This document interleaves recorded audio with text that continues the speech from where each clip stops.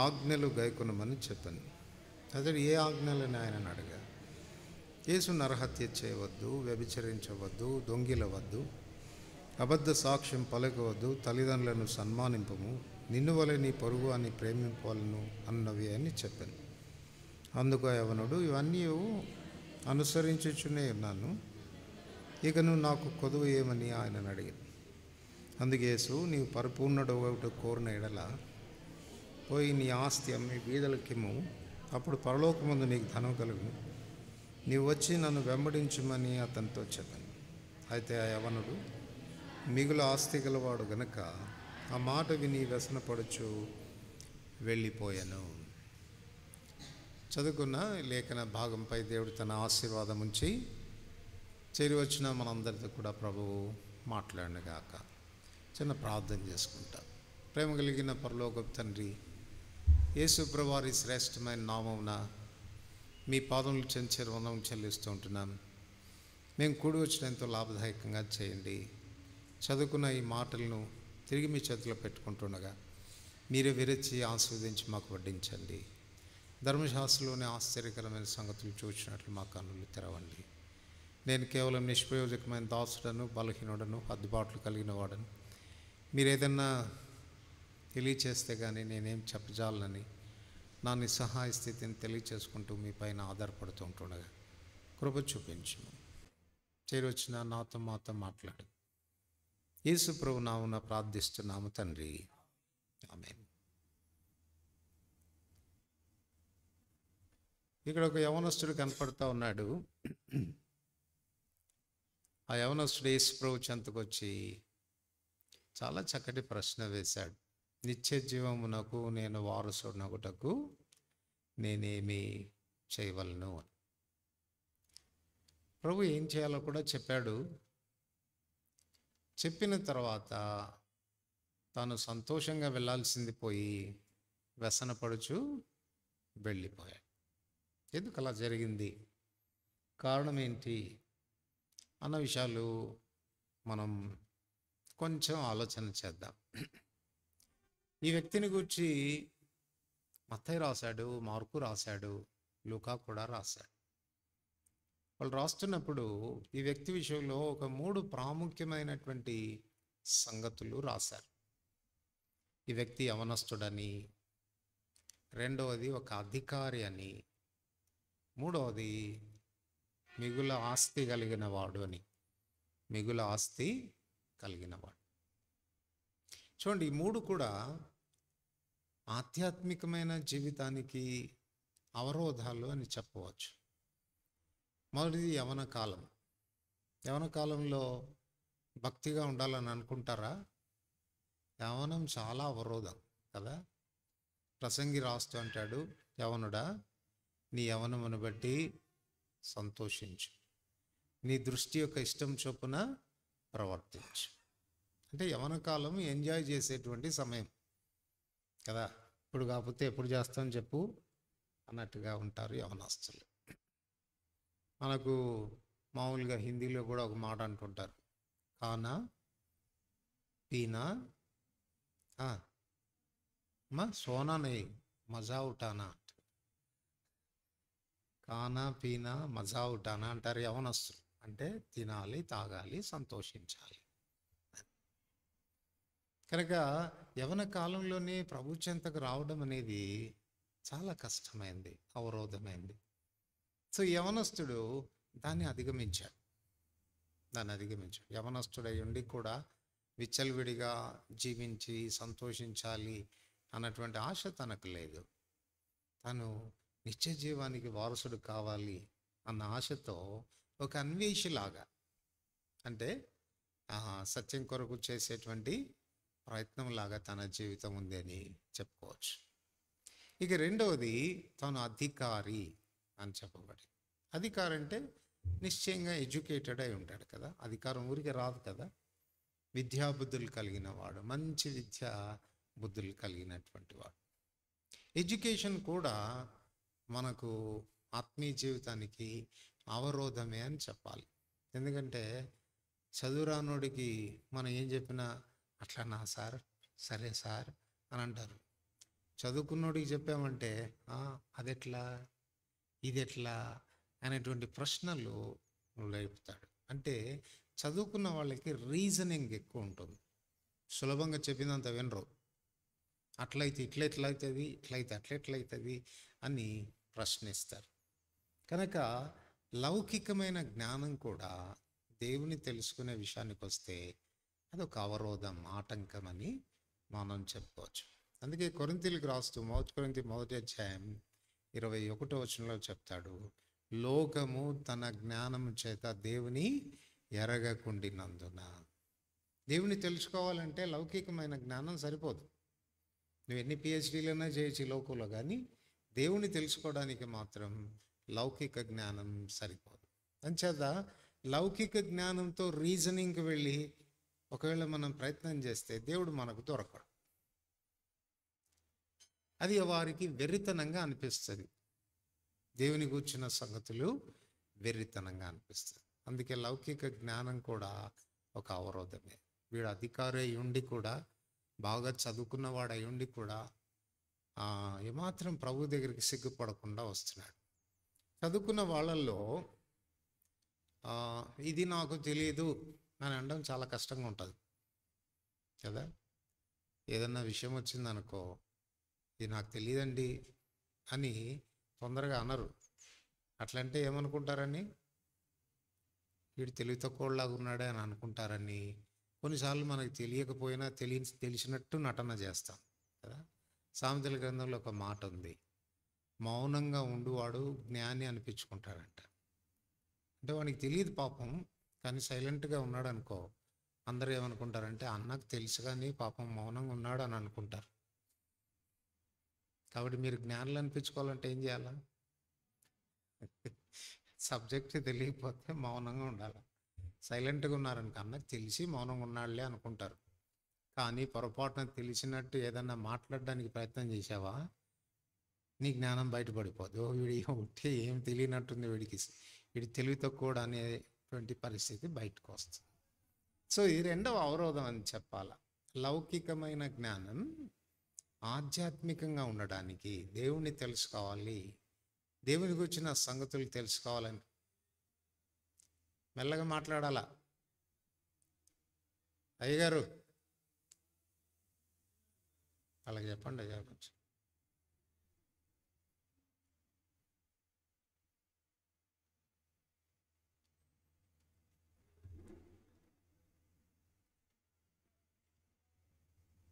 లౌకికమైన జ్ఞానం దేవుని తెలుసుకోవాలనే దానికి రెండవ అవరోధం. ఇంకా మూడవ అవరోధం ఏంటి? ఐశ్వర్యం. యేసుప్రభువారే చెప్పాడు, ఏమన్నాడు చెప్పండి? ఎవడు ఇద్దరు యజమానులకు దాసుడుగా ఉండనేరడు. అట్లాగనే మీరు దేవునిని సిరిని రెండింటినీ సేవించలేరు. సిరి ఏ స్థానం తీసుకుంటుందో తెలుసా? సిరి అంటదంట, డబ్బు అంటదంట, నేనున్నగా నీకు దేవుడెందుకు అంటుందంట. అన్నీ తెచ్చి పెడతాను కదా, అన్నీ కొని పెడతాను కదా, అన్ని చోట్లకి తీసుకెళ్తాను కదా, నీకేం కావాలో చెప్పు, నేను ఇస్తాను కదా, ఇంకెందుకు దేవుడు నీకు అంటుందంట. అంటే ధనము దేవుని స్థానాన్ని తీసుకుంటుంది. అందుకే ధనవంతులు ఎక్కువగా దేవుని గురించి ఆలోచించారు. అన్నీ కూడా వాళ్ళకి వస్తున్నాయి కదా, అన్ని అవసరాలు తీరుతున్నాయి. సో ఈ యవనస్తుడి జీవితంలో ఈ మూడు అవరోధాలు తాను అధిగమించి వచ్చాడు.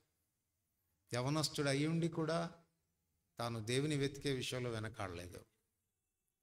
తర్వాత జ్ఞాని అయ్యుండి కూడా, అమ్మో నాకు ఇది తెలియదు అనుకుంటే ఏమనుకుంటారో, నిత్య జీవానికి వారసుడు నగుటకు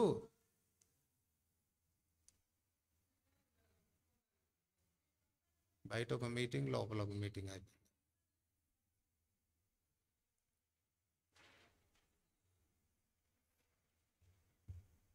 నేను యవనస్తుని నిత్య జీవానికి వారసుని ఒకటి నేనేం చేయాలి అని అడిగితే, అది కూడా తెలియదా నీకు అని అనుకుంటారేమో అని ఏమాత్రం సిగ్గుపడలే.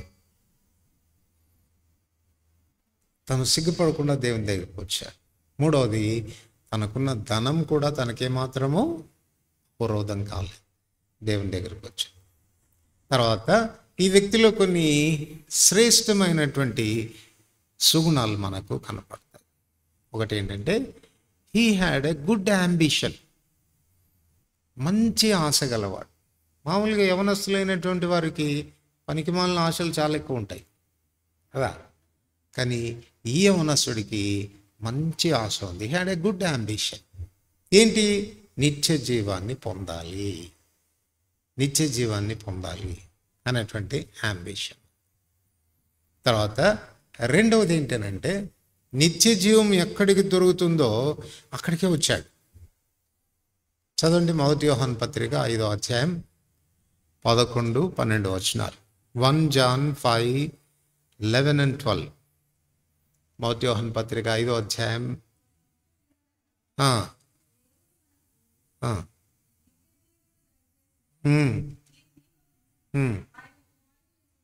ఎక్కడుందంట చెప్పండి ఈ జీవము? యేసు ప్రభువులోనే ఉంది. ఇప్పుడు చూడండి, మీకు కూరగాయలు కావాలనుకోండి, ఎక్కడికి వెళ్తారు మీరు? హార్డ్వేర్ షాప్కి వెళ్తారా? హార్డ్వేర్ షాప్కి పోయి నాకు ఒక 5 కేజీలు వంకాయలు కావాలని అంటే ఏమంటాడు వాడు? పిచ్చోడు, ఇక్కడెక్కడ దొరుకుతుంది హార్డ్వేర్ షాప్లో కూరగాయలు అంటారు. సో ఏదైనా మనకు కావాలంటే సరైన ప్లేస్కే వెళ్ళాలి కదా. మెడిసిన్ కావాలనంటే కూరగాయలు దొరికే దగ్గరికి వెళ్ళి మెడిసిన్ కావాలంటే దొరకదు. You should go to the right place, సరైన చోటుకి వెళ్ళాలి. ఇప్పుడు నిత్య జీవం కావాలని తాను కోరుకున్నాడు. నిత్య జీవం ఎక్కడుందో అక్కడికే వచ్చాడు. ఎక్కడుందంట? ఆయన కుమారుని అందున్నది. ఆ జీవాన్ని దేవుడు తన కుమారునిలో ఉంచాడు, అక్కడికే వచ్చాడు. తర్వాత మూడవది, ఈ వ్యక్తిలో కనపడుతున్న మరొక శ్రేష్టమైన సుగుణం ఏంటంటే ఆయన సంబోధించిన విధానం చూస్తే సద్బోధకుడా, సద్బోధకుడా అంటే దాని అర్థం ఏంటి? మర్యాద కలిగినవాడు కూడా కదా, మర్యాద కలిగినటువంటి వాడు. కొంతమంది యవనస్తులకి పెద్దోళ్ళని ఎట్లా పిలవాలో కూడా తెలియదు. ఏం బాగున్నావా అని అంటారు. బాగున్నారండి అనడానికి బాగున్నావా అని అనటానికి ఎంత వ్యత్యాసం ఉంది కదా. అక్కడనే తెలిసిపోతుంది వీడికి ఏం మర్యాద తెలిసినట్లు లేదని. అనలేం కానీ లోపల అనుకుంటాం. అర్థమైంది? కనుక చాలా మర్యాదస్తుడు వీడు. సంబోధించే విధానం ఎంత చక్కగా సద్బోధకుడా అని సంబోధిస్తున్నాడు. తర్వాత ఈ వ్యక్తిలో కనపడుతున్న మరొక సుగుణం ఏంటో తెలుసా? మార్కు రాస్తూ అంటాడు, తాను పరిగెత్తుకుంటూ వచ్చాడంట. పరిగెత్తుకుంటూ వచ్చాడు. పరిగెత్తుట దేని గురించి తెలియజేస్తుంది చెప్పాలా? ఇంటరాక్ట్ అవుతే మీరు మంచిది. నాకు పరిగెత్తుట దేని గురించి చెప్తుంది? ఆతురతను అది తెలుసుకోవాలి. నేను మిస్ అయిపోతాడేమో, ఈయన వెళ్ళిపోతాడేమో, పరిగెత్తుకొని పోవాలా. తనలో ఉన్నటువంటి ఆ డిజైర్ని తీర్చుకోవడానికైనటువంటి ఆతురత తనలో కనపడుతుంది కదా. తర్వాత ఈ వ్యక్తిలో ఉన్న మరొక సుగుణం ఏంటంటే పరిగెత్తుకుని వచ్చి మోకాళ్ళు ఉన్నాడంట. ఎక్కడ? రోడ్డు మీద. మీరు మోకాళ్ళు ఉంటారా రోడ్డు మీద? వాడు అధికారి, ఒకసారి గుర్తుపెట్టుకోండి. వాడు అసలే యవనస్తుడు, వాడు అధికారి, వాడు చాలా ధనవంతుడు. ఏం చేస్తున్నాడు? రోడ్డు మీద మోకాళ్ళు వంగుతున్నాడు. అంటే ఏముంటుంది వానిలో చెప్పండి? చాలా తగ్గింపు ఉంది, చాలా దీనుడు. సరే, ఎన్ని సుగుణాలు ఉన్నాయి వ్యక్తిలో.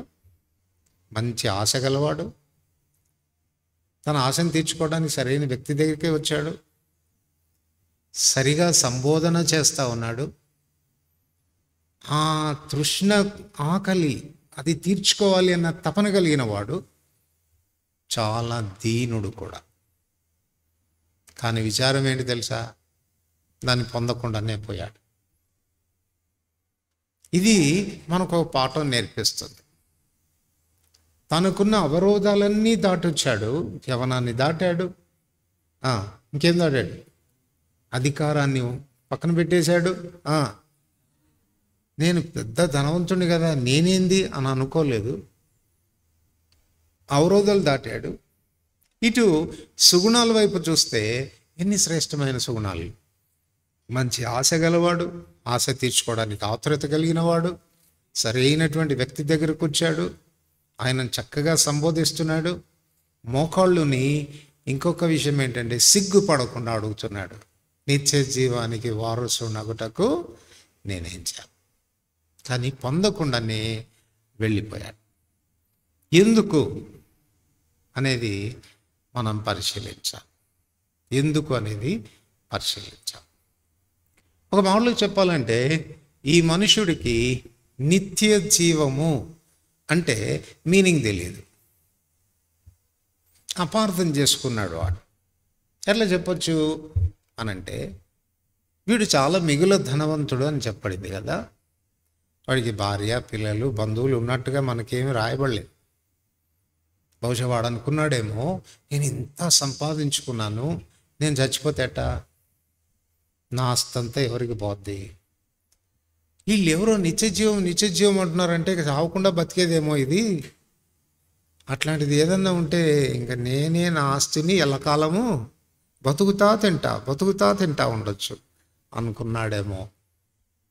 యేసుప్రభుకు తెలుసు కదా, ఈ ఆలోచనతో మనం యేసుప్రభు దగ్గరికి వస్తామో తెలుసు కదా. వెంటనే దెబ్బ కొట్టాడు. ఏమన్నా అంటే, నీ ఆస్తి అమ్మి బీదలకి ఇచ్చి నువ్వు నన్ను వెంబడించు అన్నాడు. అరే నేను వచ్చింది దేనికి? బతికిన ఆస్తిని అనుభవించాలని కదా. అదేదో జీవం ఇస్తావు అనుకుని కదా వచ్చింది. ఆస్తి అమ్మి వచ్చేయమంటావేంటి? అందుకే వానికి వ్యసనం అయిందంటే వెళ్ళిపోయాడు. వ్యసనపడి వాడు వెళ్ళిపోయాడు. మరి అట్లాంటప్పుడు నిత్య జీవం అంటే ఏంటి? What is men by eternal life? నిత్య జీవము అంటే ఏంటి? నిత్య జీవము అనంటే ఎల్లకాలం బ్రతికేదని కాదు. కోర్స్ ఎల్లకాలం బ్రతుకుతాము, కానీ ఎల్లకాలం బ్రతకడమే నిత్య జీవం కాదు. ఒకవేళ ఎల్లకాలం బ్రతకడమే నిత్య జీవం అయితే, నరకంలో కూడా పడినోళ్ళు ఎల్లకాలం బతుకుతారు కదా. బతుకరా? అగ్ని ఆరదు, పురుగు చావదు, అక్కడ కూడా ఎల్లకాలం బతుకుతాం. మరి అది నిత్య జీవమా? కాదు కదా.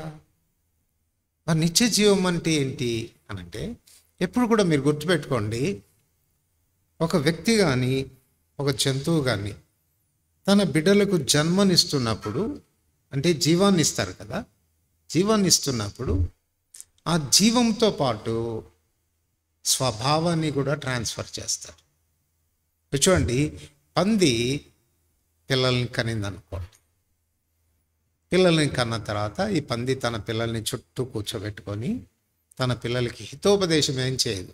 మనం పందులము, మనం ఇట్లా ఉండాలా, మురికిగా ఉండాలా, ఆ బురదలోనే తిరుగుతుండాలా అని ఏమైనా చెప్పుద్దా? చెప్పండి, పంది చెప్పుద్దా? మరి ఎట్టొచ్చింది ఈ పంది పిల్లలకు మళ్ళీ అదే అలవాట్లు? లైఫ్తో పాటు ఏం చేస్తుంది? తన స్వభావాన్ని కూడా షేర్ చేసేస్తుంది. అదే ఒకవేళ పిల్లి తన పిల్లల్ని కన్నదనుకో, పిల్లికున్న లక్షణం తెలుసా మీకు? ఎప్పుడు శుభ్రంగా ఉంటుంది. నాకి ఒళ్ళంతా నాకి శుభ్రం చేసుకుంటూ ఉంటుంది.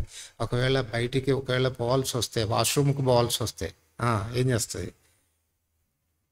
మట్టి తీసి కూర్చొని చక్కగా మళ్ళీ మట్టి కప్పేసి వెళ్ళిపోతుంది. ఎవరు నేర్పించారు దానికి? వాళ్ళమ్మ కూర్చోబెట్టుకొని మనం పిల్లులము ఇట్లా ఉండాలని చెప్పుద్దా? లేదే.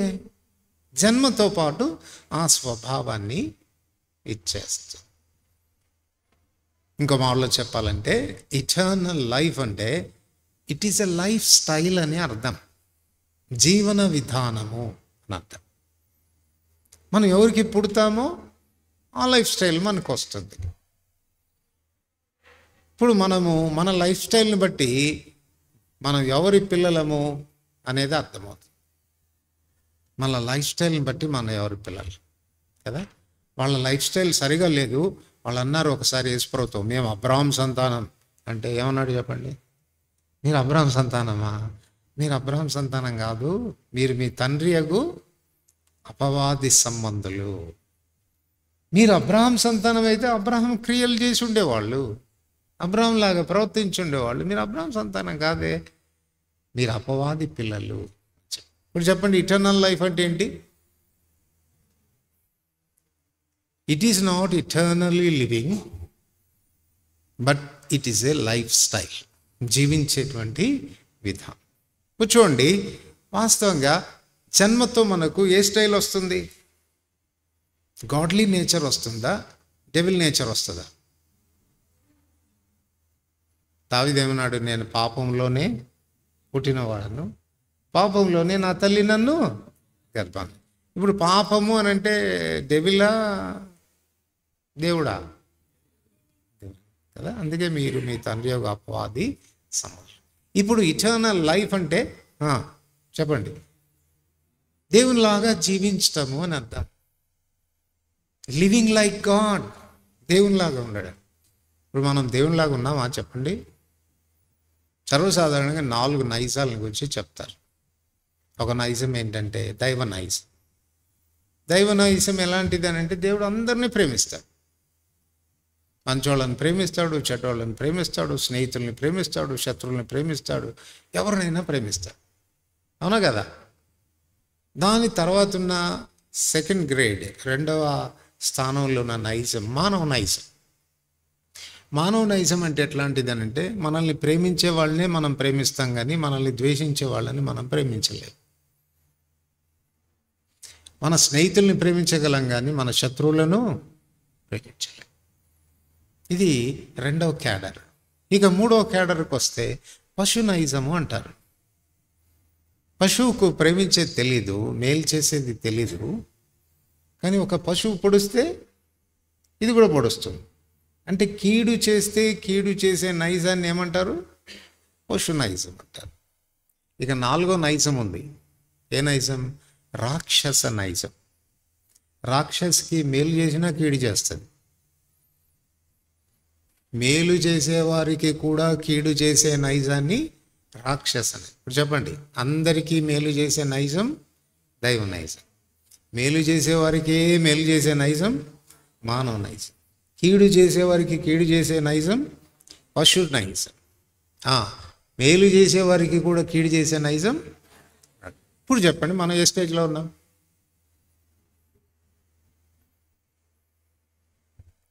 దైవత్వంలో ఉన్నామా, మానవత్వంలో ఉన్నామా, పశుతత్వంలో ఉన్నామా, రాక్షసత్వంలో ఉన్నామా? దేనిలో ఉన్నాం?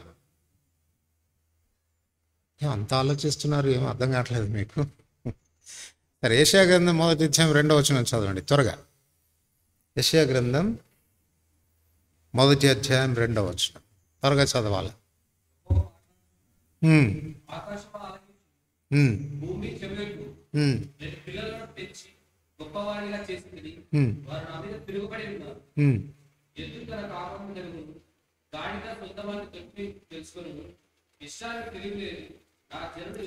ఇప్పుడు చెప్పండి, ఏ స్టేజ్కి వచ్చాం?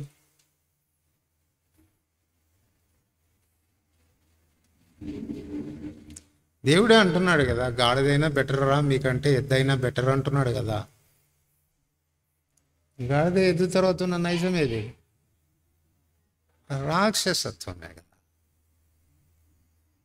వేమన గారు ఒకసారి ఒక పద్యం రాశారు. ఆ పద్యం యొక్క భావం ఏంటో తెలుసా?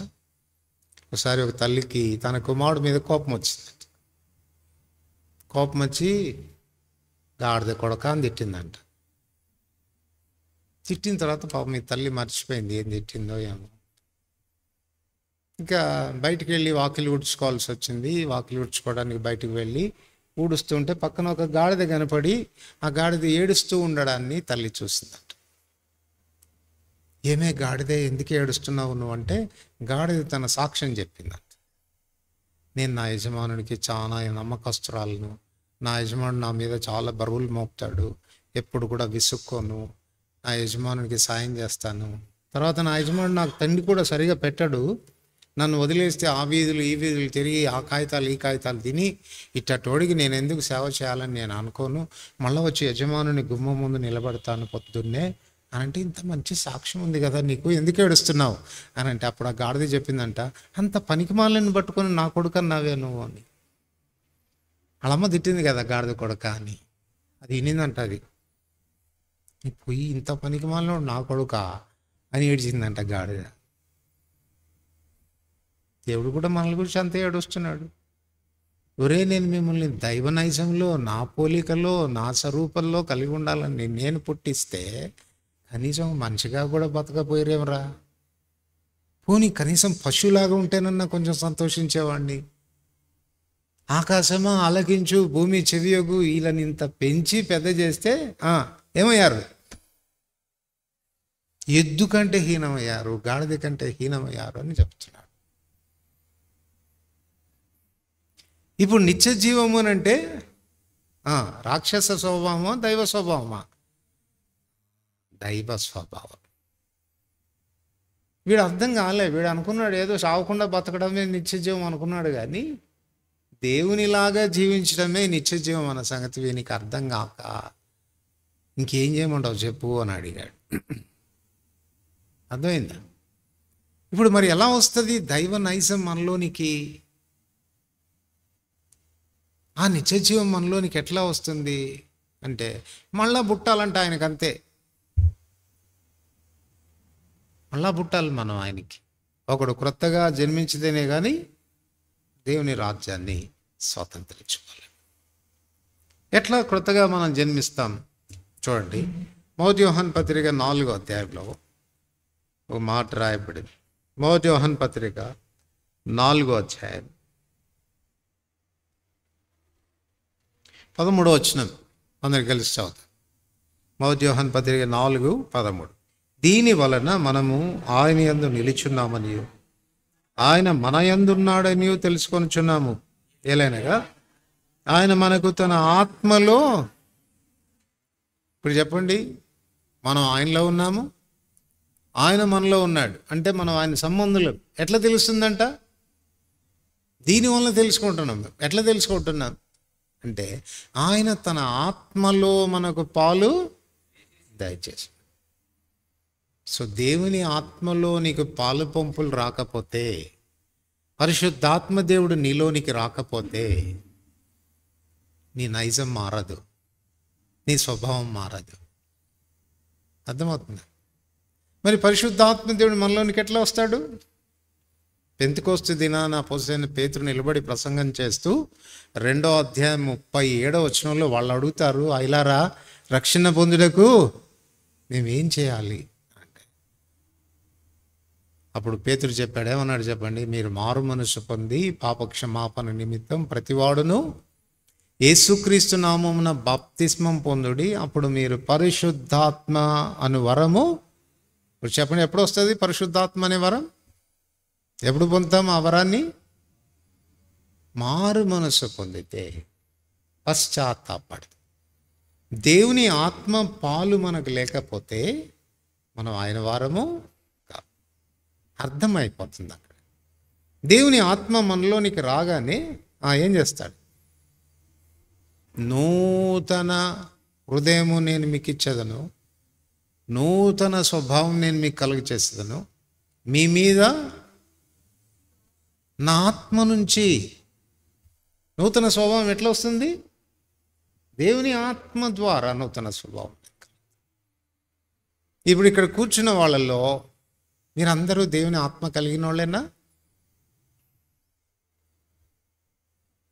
ఎవరికి ఇస్తాడు దేవుడు తన ఆత్మను? మారు మనసు పొందే వాళ్ళకి ఇస్తాడు, పశ్చాత్తాపడే వాళ్ళకి ఇస్తాడు. ఇక్కడ కూర్చున్న వాళ్ళందరూ మారు మనసు పొందారా? ఏమన్నా డౌట్ ఉంటే ఇప్పుడన్నా చేసేయండి.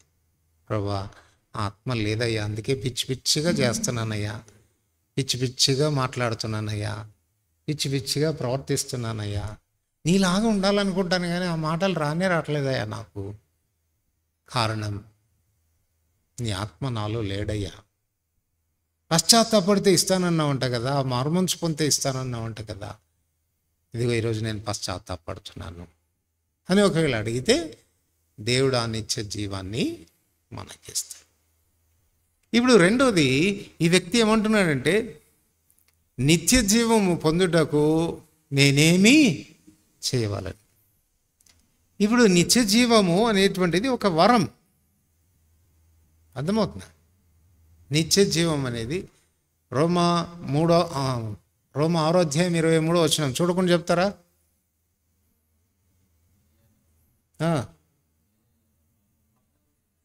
పాపం వలన వచ్చే జీతము మరణం.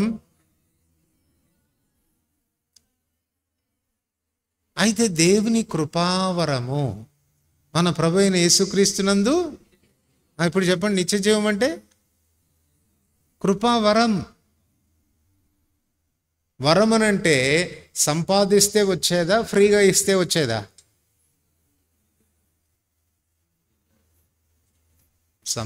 మనం కష్టపడితే వచ్చేదానిని జీతం అంటారు. కష్టపడకుండా ఫ్రీగా ఇచ్చేదాన్ని వరం అంటారు. మనం ఎవరన్నా ఒకరిని కూలీ పెట్టుకొని దినమంతా పని చేయించుకొని ఆ సాయంకాలం వాడికి కూలీ ఇస్తూ నీకు గిఫ్ట్ ఇస్తున్నానంటే ఏమంటాడు? వాడికి ఒళ్ళు మండిపోద్ది కదా. నువ్వు గిఫ్ట్ ఇచ్చేది ఏంది? నేను ఇది కష్టపడి సంపాదించుకున్న నా జీతం అంటే. వీడు అనుకున్నాడు నిత్య జీవం ఏదన్నా చేస్తే వచ్చేది అనుకున్నాడు. ఇప్పటికే నేను చాలా చాలా చేసేసానండి, ఇంకేం చేయమంటావు చెప్పు, ఇంకేదైనా కొదువు ఉందా, ఇంకేదన్నా ఉంటే చెప్పు, అది కూడా చేసేస్తాను. ఆ చేయడం ద్వారా నిత్య జీవం నాకు దొరుకుతుంది అని అనుకుంటున్నాడు. కానీ పాపం వాడికి ఏమని తెలియదు, it is a free gift అని తెలియదు, ఉచితమైన వరం అని తెలియదు. అడిగితే వచ్చేది. వాడు పొరపాటున ఏం చేయాలి అని అడగకుండా ప్రభా నిత్య జీవం నాకు ఇస్తావా అని ఉంటే ఇచ్చుండేవాడు. అర్థమైందా? నువ్వు చేసి సాధిస్తావేంట్రా అని ఇప్పుడు వాడు చేయలేడు అన్న విషయాన్ని రుజువు చేయడానికి ఏమన్నాడంటే, ఆజ్ఞలు నెరవేర్చమని చెప్పాను కదా, చేస్తున్నావా అని అడిగాడు. అంటే వీడంటాడు, బాల్యము నుండే అవన్నీ అనుసరిస్తున్నాడు. మీరు ఇంటికి వెళ్ళిన తర్వాత చదువుకోండి. చూడండి, ధర్మశాస్త్రము 2 భాగాలుగా మనం విభాగించవచ్చు. అంటే 10 ఆజ్ఞల్ని 2 భాగాలుగా విభాగించవచ్చు. మొదటి 4 ఆజ్ఞలు దేవుని పరంగా మనం చేయాల్సినవి. మిగిలిన 6 ఆజ్ఞలు మనుషుల పక్షంగా చేయాల్సినవి. మీరు ఇక్కడ చదవండి, దేవుని పక్షంగా చేయవలసిన ఆజ్ఞల గురించి దేవుడు చెప్పాడా, మనుషుల పక్షంగా చేయాల్సిన ఆజ్ఞల గురించి చెప్పాడా? నరహత్య చేయవద్దు, వ్యభిచరించవద్దు, దొంగిలించవద్దు. ఆజ్ఞలు నెరవేర్చంటే ఏ ఆజ్ఞలను అడుగుతున్నాడు వాడు అంటే చెప్పాడు. ఇప్పుడు చెప్పండి, ఏ ఆజ్ఞలు చెప్తున్నాడు? మనుషుల పక్షంగా నెరవేర్చాల్సిందే, దేవుని పక్షంగా నెరవేర్చాల్సింది. వీడు అవన్నీ నెరవేరుస్తున్నాను అన్నాడు. నెరవేరుస్తాడండి? మనుషుల పక్షంగా నెరవేర్చాల్సింది నెరవేరుస్తాడా? అందుకే చివరిలో జస్ట్ ఏమిచ్చాడంటే, నిన్ను వలె నీ పొరుగువానిని ప్రేమింపుము అని రాయబడి. మనుషుల పక్షంగా దైవాజ్ఞల్ని మనం నెరవేర్చాలంటే ఏం చేయాలి చెప్పండి? మనల్ని ఎట్లా ప్రేమించుకుంటామో అవతలని ఎట్లా ప్రేమించాలి. ఇప్పుడు క్రిస్మస్ వస్తుంది, ఎన్ని జతలు కుట్టించుకుంటావు? ఎన్ని జతలు? నాకు తెలిసి మినిమం 2 ఉంటాయి కదా. ఒకటి క్రిస్మస్కి, ఒకటి వాచ్ నైట్కి కదా, 2 కూడా. ఇప్పుడు నువ్వు నిజంగా నీ స్నేహితుడిని ప్రేమిస్తే వాడికి కూడా 2 జతలు కుట్టియాలా? కుట్టిస్తారా? నిన్ను వలె నీ పొరుగు వానిని ప్రేమించు, అంతే కదా. ఇప్పుడు నా దగ్గర 1000 రూపాయలు ఉన్నాయనుకోండి, నన్ను వలె నా పొరుగు వాడిని ప్రేమించాలంటే నేనెంత తినాలా, వాడికి ఎంత ఇవ్వాలా? ఏండి 500 కదా ఇస్తామా? మనం 1000 రూపీస్ నా దగ్గర ఉంటే 500 వాడికి ఇచ్చేసి 500 మనం అనుభవిస్తాం. చాలా కష్టం. బహుశా చేస్తే కొంతవరకు చేయొచ్చాను. కానీ ఇప్పుడు వాడు అది కూడా సాహసించేశాడు. బాల్యం నుండే చేస్తున్నాడంట. వీడు చేస్తాడా? ఎవడైనా చేయలేడు బాల్యం నుండి. ఇప్పుడు ప్రభు ఏమన్నాడంటే, అట్లయితే నీకు ఒకటి కొదువుగా ఉంది, నీ ఆస్తంతా అమ్మి బీదలకి ఇచ్చేయి, నువ్వు వచ్చి నన్ను వెంబడించాను. ఇప్పుడు ధర్మశాస్త్రంలో మొదటి 4 ఆజ్ఞలు దేవుని పక్షంగా కదా. దేవుని పక్షంగా చేసే ఆజ్ఞల విషయానికి వస్తే దేవుడు ఏమన్నాడంటే, నీ దేవుడైన యెహోవాను పూర్ణ హృదయముతో, పూర్ణ ఆత్మతో, పూర్ణ శక్తితో, పూర్ణ వివేకంతో ప్రేమించాలి. ఇప్పుడు నా దగ్గర 1000 రూపాయలు ఉన్నాయి. నేను దేవుని ప్రేమించాలంటే ఎంత ఇవ్వాలి? దేవునికి ఎంత ఇవ్వాలి? దశంభాగం కాదు, పూర్ణ హృదయంతో, పూర్ణ ఆత్మతో, పూర్ణ శక్తితో ఎంత ఇవ్వాలి? ఇప్పుడు దేవునికి ఇస్తావా? అదే అడుగుతున్నాడు. అంతా అమ్మేసి రారా బాబు, నన్ను వెంబడించు అంటే, అసలే ఉన్నది ఏదో అనుభవిద్దామని నేను వస్తే అదేదో నిత్య జీవం ఇస్తాం అనుకుంటే అట్లా బతికి ఎల్లప్పుడూ సుఖంగా అనుభవిద్దాం నేను వస్తే ఏం చెప్తున్నావు, మొత్తం పోగొట్టుకొని రమ్మంటున్నావు, బలివాడు వేయ నువ్వు అని వెసలపడుచు వెళ్ళిపోయాడు. ఇప్పుడు చెప్పండి, దేవుని ప్రేమించడం సులభమా, మనుషుల్ని ప్రేమించడం సులభమా? గట్టిగా చెప్పండి. మనుషుల్ని ప్రేమించడం కొంతవరకు సులభం కదా, ఎందుకంటే కనీసం సగమన్నా తినచ్చు మనం. దేవుని ప్రేమించాల్సి వస్తే ఏం చేయాలా? మొత్తం వదులుకోవాలి. ఇది సాధ్యం కాదు అని చెప్పాడు దేవుడు. అరే నువ్వు కష్టపడి సంపాదించేది కాదురా నిత్య జీవము, ఏదో చేసేసాను ఇంకేదైనా ఉంటే చెప్పు చేస్తా అని అడుగుతున్నావు చాలా గర్వంగా. చేస్తే వచ్చేది కాదురా, చేయలేవురా నువ్వు అని ముందు సులభమైంది చెప్పాడు. ఆడు చేసేసానవన్నీ అని అంటే నీ మొహం నువ్వెక్కడ చేసావురా అనకుండా పొలైట్గా ఏమంటున్నాడు, అట్లాగైతే నన్ను ప్రేమించు అని అంట. చేయలేకపోయాడు. సో నిత్య జీవం అనేది మనం కష్టపడి సంపాదించేది కాదు, మనం కష్టపడి సంపాదించేది కాదు. It's a free gift. అందుకేం చేయాలి చెప్పండి? ఇప్పుడు అరే ఫ్రీగా ఇస్తాను రా అంటే నన్ను ఏం చేయమంటావు చెప్పు, ఎంత కష్టపడమంటావు చెప్పు, ఓసారి హిమాలయ పర్వతం ఎక్కి దిగమంటావా, ఇంకేం చేయమన్నా చేస్తాను. ఇవన్నీ ఎందుకు? అడుగుడి మీకు అది కదా ఆయన చెప్పింది. గో టు హిమ్, నీ నిస్సహాయ స్థితిని తెలియచేయి. ప్రభు నా వల్ల కాదయ్యేది, నేను చేయలేనయ్యా అని చెప్పు. సో ఎందుకు ఆ మనుషుడు వ్యసన పడుచు వెళ్ళిపోవాల్సి వచ్చింది అని అంటే, మొదటిది నిత్య జీవం అంటే ఏంటో తనకు అర్థం కాలే. రెండవది నిత్య జీవాన్ని ఎలా సంపాదించుకోవాలో తనకు అర్థం కాలే. మూడవది దేవుడు నువ్వు అన్నీ వదిలిపెట్టి రారా, నువ్వు నన్ను వెంబడించు అనంటే ఎందుకు వ్యసనపడాల్సి వచ్చింది అనంటే, నిత్య జీవము కంటే ఆస్తిని ఎక్కువగా వాడు విలువ కట్టాడు. Eternal life is costlier than the physical possession. భౌతికమైనటువంటి ధనం కంటే, భౌతికమైన ఐశ్వర్యం కంటే నిత్య జీవము చాలా కాస్ట్లీ. మనం ఏం చదివాం? మొదటి యోహాను పత్రిక 5:12 ఆ జీవము ఎవరిలో ఉంది? క్రీస్తులో ఉంది. అందుకు కుమారుని అంగీకరించేవాడు జీవం గలవాడు. ఇప్పుడు చెప్పండి, నిత్య జీవం ఎట్లా దొరుకుతుంది? మొదటిగా నిత్య జీవం అంటే ఏంటి మీకన్నా అర్థమైందా లేదా? ఏం నిత్య జీవం అంటే? దైవ స్వభావము అని అంటాం కదా. రెండవది, ఇది మనం కష్టపడితే వచ్చేదా, ఫ్రీగా వచ్చేదా? అయితే ఫ్రీగా రావాలంటే మనం ఏం చేయాలి? అడిగి పొందాలంతే. యాక్సెప్ట్ హిమ్, అంగీకరించు, హృదయంలో చేర్చుకో, అంతే చాలు. వాడేమో మిగిలిన వ్యసన పడుతూ వెళ్ళిపోయాడు. ఎంత మంచివాడవైనా, నీ ఆశ ఎంత మంచిదైనా, దాని కొరకైన ఆతృత నీలో ఎంత ఉన్నా, ఎంతగా నీవు దేవుని చెంతకు వచ్చేదానికి అవరోధాలు దాటి వచ్చినా, సరైన వెలిగింపు లేకపోతే, సరైన గ్రహింపు లేకపోతే, ఆ నిత్య జీవాన్ని పొందడానికి దేవుడు ఎంత సులువుతరం చేశాడు. అడిగితే చాలు. అందుకే కదా యోహాను సువార్త 4:10 సమరయ స్త్రీతో ప్రభు అదే చెప్తాడు. అమ్మా, నీతో మాట్లాడుచున్న వాడు ఎవడో నీవు ఎరిగి ఉంటే ఆయనను నీవు అడుగుదువు, ఆయన నీకు జీవజలం ఇచ్చును. సో లైఫ్ అనేది నేను ఇచ్చేవాడిని. ఎట్లిస్తాను?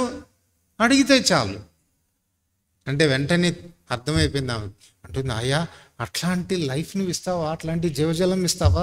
అయితే మాటి మాటికి నేను ఈ బావి దగ్గరికి రాకుండా ఉన్నట్లు నాకు ఆ జలం ఇవ్వు. అప్పుడు వెంటనే ప్రభు అన్నాడు, ఇస్తాను కానీ ఒక్క కండిషన్. ఏం కండిషన్? నీ భర్తను తీసుకొని రాపో అన్నాడు. బాంబు పడింది ఎవరికి? సమరయ స్త్రీ హృదయంలో. ఏమండి నాకు భర్త లేడండి. నాకు తెలిసిలే నీకు ఇంతకుముందు 5 ఉన్నారు, ఇప్పుడు ఉన్నవాడు కూడా నీవాడు కాడు అంటే అప్పుడు వెంటనే గుర్తిస్తుంది. ఏం మాట్లాడుతున్నావు సార్, అసలు నన్ను ఏమనుకుంటున్నావు నువ్వు అని ఏం వాదించకుండా నువ్వు ప్రవక్తవన్నీ గ్రహిస్తున్నాను, నువ్వు అంటే ఇండైరెక్ట్గా ఏం చేస్తుంది చెప్పండి? సమరయ స్త్రీ ఒప్పుకుంటుంది, నువ్వు చేసింది, నేను చేసింది ఇంత నువ్వు చెప్పావని. అందుకే ఊరి ప్రజల దగ్గరికి పోయి కూడా ఏమని చెప్పింది? నేను చేసినవన్నీ నాతో చెప్పినవాడు ఈయన క్రీస్తు కాడ, మీరు వచ్చి చూడండి. She confessed. ఇప్పుడు యేసుప్రభు కూడా నిత్యజీవం ఇవ్వడానికి సిద్ధంగా ఉన్నాడు. ఎవరికి ఇస్తాడు? వచ్చిన వాళ్ళందరి దగ్గర అంటాడు, ఒరే నీలో ఆ పాపం ఉంది కదా అంటే, భలే చెప్పావు సార్, నాలో ఎక్కడుంది అనకుండా, ఉంది స్వామి, నేను అట్లాంటి నేను అట్లాంటి దాన్ని, నన్ను క్షమించు అని ఒకవేళ అడిగితే, మన పాపములను మనం ఒప్పుకుంటే ఆయన మన పాపాలన్నీ క్షమించి సమస్త దుర్నీతి నుండి మనల్ని పవిత్రులనుగా చేస్తాడు. ఇంకెక్కువ సమయం లేదు కనుక నేను ఒక్క మాటతో మీకు చెప్పి ముగిస్తున్నాను. ఒకవేళ ఇప్పటికే మీకు నిత్య జీవం దొరికింది అనుకో, మాకు వచ్చిందండి, యేసయ్యని అడిగాము, యేసయ్య మాకు నిత్య జీవాన్ని ఇచ్చాడు అన్నది వాస్తవమైతే చెప్పండి, నిత్య జీవం అంటే ఏంటి? దైవ స్వభావం కదా.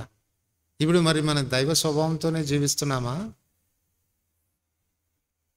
అది ఆలోచించుకోవాలి. ఆ జీవం పొందిన తర్వాత మనలో ఆ ట్రాన్స్ఫర్మేషన్ రావాలి, ఆ రూపాంతరం రావాలి, మన స్వభావం మారిపోవాలి. ఎవడన్నా క్రీస్తునందున్న ఎడల నూతన సృష్టి, పాతవి గతించెను, సమస్తం కృతం. యవనస్తుడా, నిత్య జీవం పొందకపోతే పొందు. ఎలా పొందాలి? పశ్చాత్తాపడితే తన ఆత్మనిచ్చేస్తాడు. ఆత్మ మనలోనికి రాగానే స్వభావం మారిపోతుంది. ఈ స్వభావం మారిన తర్వాత you have to maintain it. ఆ స్వభావాన్ని మనం ఏం చేయాలా? కొనసాగించాలి. దాన్ని మన జీవితాల్లో ముందుకు తీసుకుని వెళ్ళాలి. ఈ స్వభావం అనేటువంటిది అంతకంతకు రిఫైన్ కావాలా, నూతన పరచబడాలి. అర్థమవుతుందా? దీన్నే మనం ఏమంటామంటే, మహిమ నుండి అధిక మహిమ పొందుచు ప్రభువు ఆత్మచేత ఆ పోలికగానే మనం మార్చబడుతున్నాం. ఇంగ్లీష్లో ఒక పాట ఉంది, మీకు చూడండి.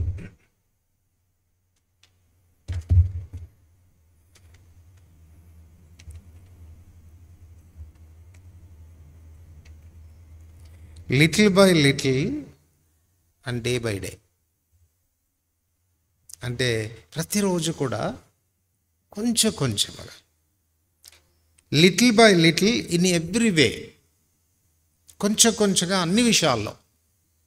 మై జీసస్ ఈజ్ చేంజింగ్ మీ. నా ప్రభు నన్ను మారుస్తూ ఉన్నాడు. కొంచెం కొంచెంగా అన్ని విషయాల్లో కూడా కొద్ది కొద్దిగా మార్పు వస్తుంది. అందుకే ఏమంటున్నా అంటే, I'm not the same person as I was last year.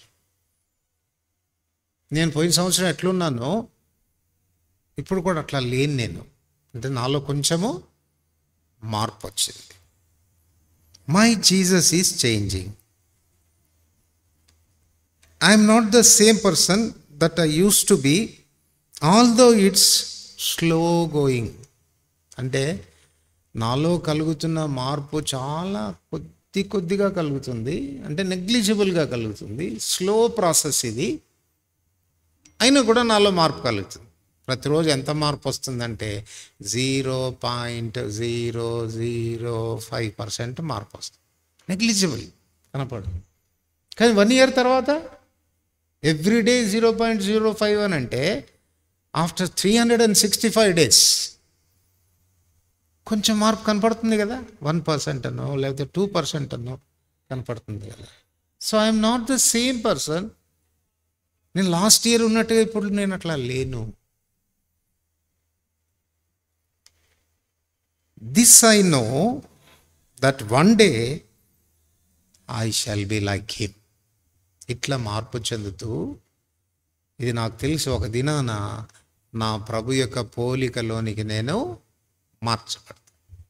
అదే 1 యోహాను 1:2లో చెప్తాడు, పిల్లలారా మనం ఇంకా ఏమై ఉన్నామో అది ప్రత్యక్షపరచబడలేదు, కానీ ఆయన ప్రత్యక్షమైనప్పుడు ఆయన రాకడయందు మనం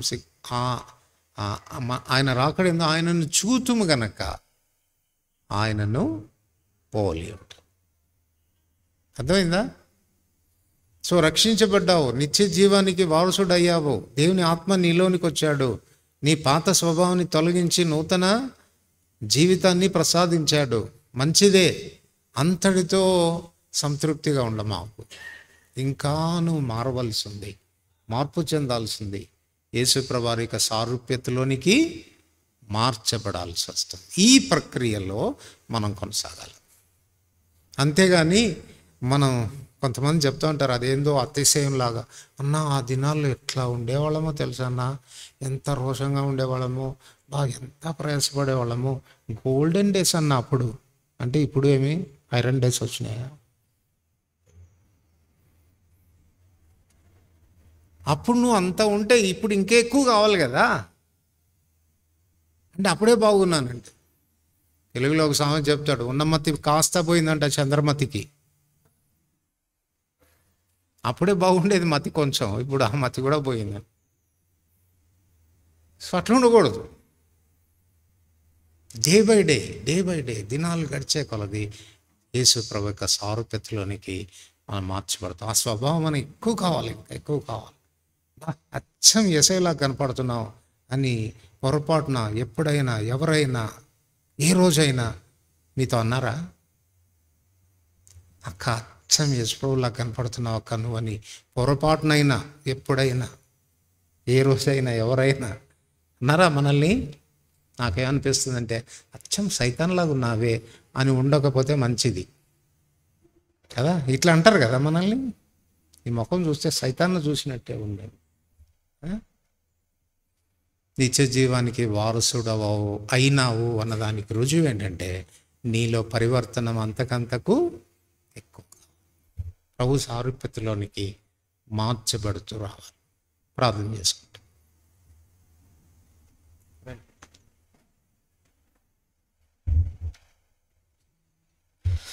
ప్రార్థన చేసుకుందాం. కృపా సత్య సంపూర్ణుడైన మా ప్రియ